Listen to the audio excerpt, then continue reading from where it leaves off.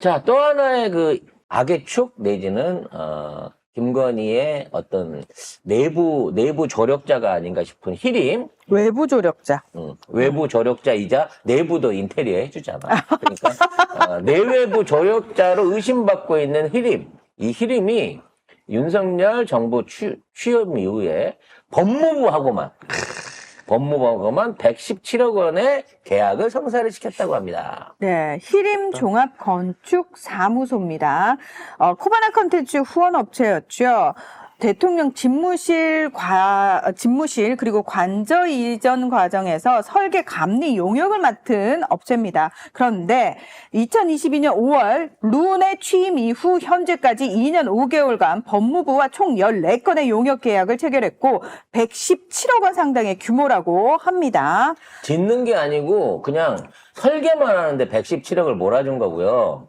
그리고 2년 5개월이면 얼마야? 한 30개월 동안 14건 거의 2달에 한 꼴로 일을 주고 일을 받았다는 거 아니에요. 좋다. 물론 뭐 직원이 많으면 주면 주는 대로 열심히 일을 해갖고 그려줄 수는 있겠습니다만 너무 많은 빈도 수고 용역이라는 거야. 하지만 중요한 건 뭐다? 이것은 법무부에 한정된 거예요. 그렇죠. 지금 뭐 가덕도 신공항을 비롯해갖고 대한민국에 있는 역사나 역사를 비롯한 거의 모든 관공서 건물을 싹쓸이를 하고 있고요. 외교부를 통해서는 외국 공간이나 외국의 한국의 OD 프로그램, 지원 프로그램이 들어가는 공항이나 이런 기반 시설에 대한 설계도 히림이 싹쓸이를 하고 있어요. 히림이 따낸 거 보면은 경기 북부구치소 신축 설계 용역 38억 3천만 원,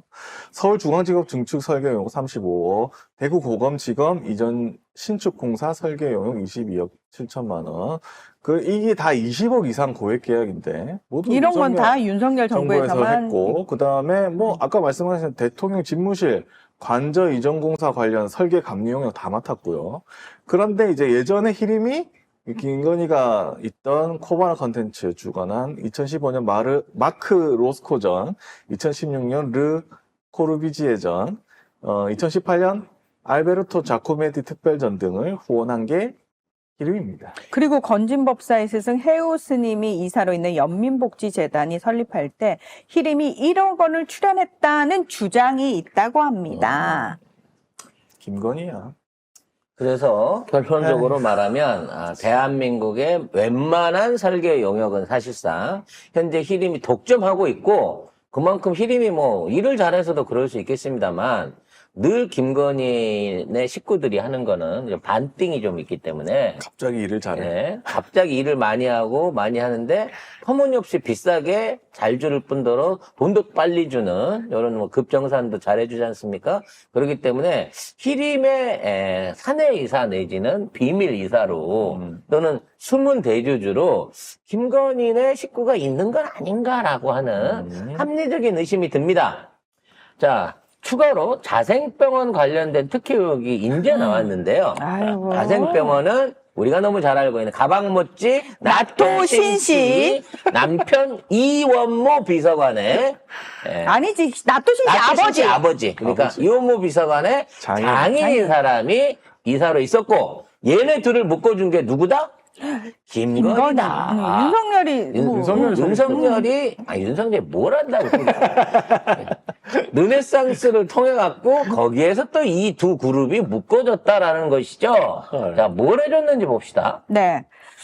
자, 나토신 씨 아버지가 신준식 씨라고 이 사람 예전에 TV에도 많이 나왔던 한의사입니다. 그래서 아마 얼굴 보면 다 아실 텐데요. 이 사람이 자생한방병원 이사장인데 이 사람이 특허를 가지고 있는 천수근이라는 게 있습니다. 하르파고 피툼근이라고 하는데 요게 지난 3월 12일 2차 건강보험 시범사업 대상 한약재로 인정이 됐다고 합니다.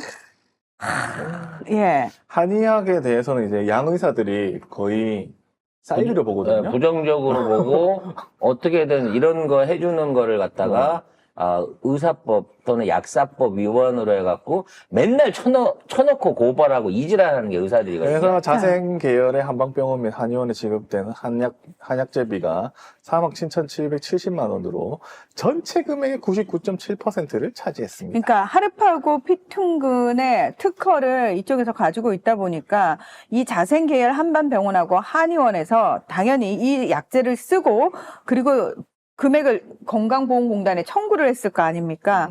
그 이 한약제비로 말씀하신 것처럼 3억 7,800만 원이 나갔는데 이게 전체로 지급된 한약제비의 99.7%라는 겁니다. 그러니까 한약제 지급하는 97%를 자생병원이 몰아갔다는 거죠. 물론 자생병원이 너무 다 기술력이 우수하고 훌륭해가지고 이러한 천연 약제에 대한 어떤 능력이 뭐 개발 능력이나 활용 능력이 뛰어나다라고 얘기할 수 있겠지만 그 근거를 보면 미국의 학회지에다가 발표를 한 것뿐이에요.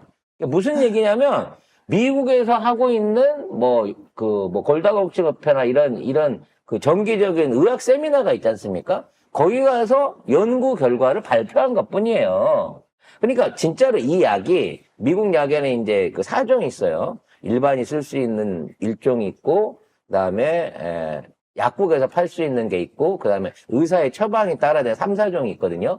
그러니까 이런 식으로 미국에서는 기능성 식품이라고 하더라도, 천연 식품이라고 하더라도 의사의 처방이 필요한 거는 전부 다 말하자면 식품이면서 그 구분하는 등급을 높게 책정을 하고 있어. 그런 식으로 따지고 놓게 보면 오메가3라든지 뭐 아마씨라든지 그 마카라든지 여러 가지 우리가 하고 있는 MSN 이런 것도 식품이면서 의약품으로 활용할 수 있다 그래서 3급 이상의 등급을 취득하고 있단 말이에요. 그러면 이제 미국에서도 이거를 약국 아닌 병원에서도 처방을 해. 요런 경우에 들어간 약제다라고 하면 내가 인정해 줄 수 있단 말이지. 근데 그것도 아니에요. 그냥 이번에 처음으로 갖고 있는 특허로 갖고 이게 골다공증 효과 있어요라고 학회지 발표를 한 것 뿐인데 여기에다가 대한민국 보험을 통해 가지고 이 약제의 유통을 뭐 정상화해주는 그런 특혜를 해줬다는 거지. 비근한 예로 이런 한방제대 연구를 가장 많이 하고 있는 게 경희의료원이에요. 경희의료원의 한방연구소에 가면 온갖 한방약제를 기본으로 한 뭐 약품이라든지 거기에 약성을 통한 연구들을 수십 년째 하고 있습니다. 하지만 그런 거 어느 한쪽도 의료보험 적용을 받을 수 있는 약제로 인정받은 적이 없어요. 수십 년을 하고 있는 경희대 이런 데서도. 근데 자생한방병원은 윤석열 정권 들어오자마자 1년 반 만에 그 특허를 따낸 거야. 그것도 확실한 외국의 근거 없이. 이게 특혜가 아니라고? 이걸 보고도 의사들이 가만히 있는다고? 한의원에서 MRI 쓴다고, 뭐 비만 측정용으로 MRI 쓴다고, 그거 못하게 하고, 고소 고발해갖고, 결국은 못 쓰게 만든 애들이에요, 의사들이. 근데 이런 식의 한방병원에 특혜를 주게 되면, 의사들 이거 안 참습니다, 결국은. 아무튼, 내부 싸움을 잘하고 있다라고 칭찬을 드려야 되겠네요.